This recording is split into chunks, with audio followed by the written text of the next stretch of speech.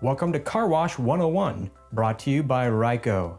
This segment is an introduction to the CleanFill system for refilling car wash chemicals. Before we get started, here's a special message on safety. As you work around a car wash, always keep safety in mind. A car wash is a very powerful machine that uses water, electricity, and chemicals. Stay clear of the machine while it's running, and read product labels following all safety procedures and wearing proper personal protective equipment. Remember that the floors in and around the car wash may be extremely slippery, and be sure to look out for moving vehicles in the area. Stay safe. The chemical containers will need to be checked and refilled as needed according to your site's chemical usage.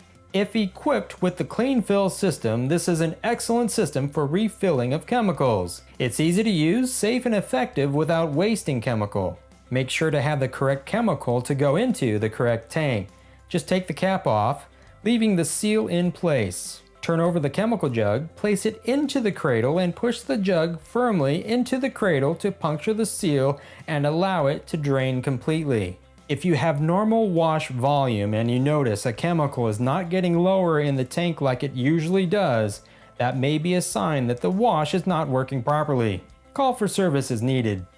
From all of us here at Ryko, thank you for watching.